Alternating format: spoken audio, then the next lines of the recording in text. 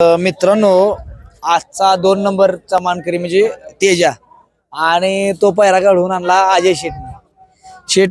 तिथनं तुमचं लक्ष असतं एक प्रकारे कुठला बैल पळतोय काय.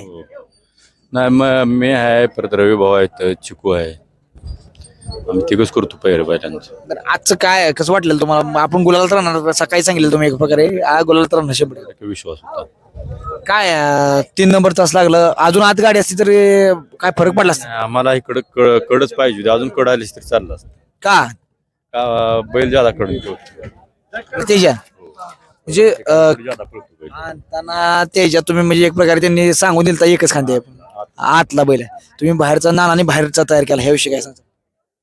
नाही आता आमचं काय आहे, आमची लकच म्हणायचं चारी खांदी पळायला लागलाय एक लक आहे आणि त्या माणसांनी तुम्हाला बैल देताना म्हणजे त्यांनी ठरवला पण नव्हता बैल. अनेक लोकांच्या वापर आलते त्याला तेजाला तुम्हाला बैल दिला एक प्रकार नाना. फक्त नाना त्यांचं एकच होतं की नानांनी मागितलंय म्हणतो नानाला द्यायचं त्यांचं विकायचं काय डोक्यात नव्हतं त्यांच्या. काय औषध वाटतंय आता तुम्ही तुमच्या गलाई व्यवसायात टॉपला आहे परंतु एक मला वाटतं तुमच्या बैलांना पण तुमच्या पहिलं नाव केलं पण त्यानंतर मला वाटतं तेजा नाव करायला लागलाय. म्हणजे हे काय विषय शे नाव आणि ते नाव फरक काय.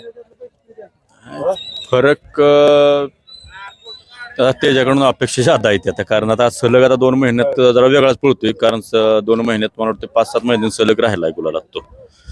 गलाई व्यवसायात तुमचं नाव आहे पण ह्या बैलगाडी क्षेत्रात तुमचं नाव एक मोठं करायचं चाललंय तेजाचं. त्यानं एक प्रकारे सटाक लावलाय 5 मैदान आता इथनं पण अजून पळेल बैल कारण आता पहिलं पण तिला चांगलं होतं कारण अनेक लोकांनी विश्वास ठेवला नाही तेजाला कुठं पायरा देऊ पळतोय होय. अनेक लोकांनी असा विचार केला पण आज तिला ते आम्हाला भरपूर अडचण आल्या पायऱ्याला पण आता जरा बरं पडतंय पायऱ्यात.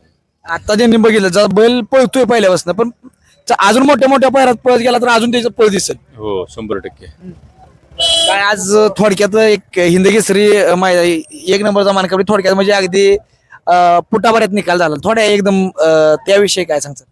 आता तिचा तेवढं राहतं असं पण वाटतं की नानाला कुठेतरी दुखापत झाली म्हणतात एक दुखापत झाली थोडी नानाला त्याविषयी तरी पण अजून जास्त हाणली असती गाडी नाना जर फ्रेश असतं नाना. हा तसं पण काय नाना भरपूर म्हणजे जीव तोडून गाडी हाणली फायनलला पण सेमीला जरा लागले जरा नाही पण फायनलला पण तरी पण कसं होतं फ्रेश असलं हाणली नाना तशी फ्रेश असतं म्हणजे जरा अजून थोडंसं काहीतरी झालं असतं. जाऊ दे, पण आता ही नशिबानं 2 नंबर म्हणजे लय मोठी गोष्ट आहे. आपण गुलालासाठीच पायरा केला काय विषय. तर ह्या पेडगावच्या मैदानातला गुलालच महत्वाचा असतो तो मिळाला नंबरच काय नाही म्हणजे नंबरचं काय नाही. आजच्या मैदानाचं श्रेय म्हणजे काय सांगताल श्रेय कोणाला द्यायचं. नानाच फक्त नाना. मित्रांनो बघा बैल हरला मला वाटतं तुम्हीच का कसं बैल कोणी हरला होता. नाही नानाने हाणला होता एक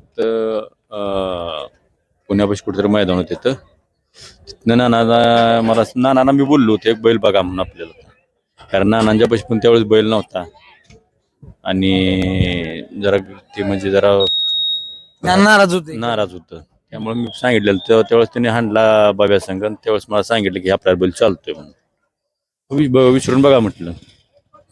आता एक प्रश्न विचारतो खरेदी कितीची.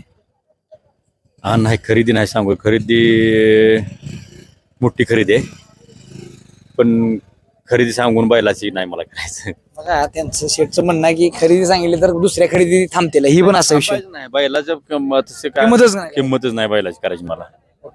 चला तुमच्या तेजाला शुभेच्छा आणि धन्यवाद.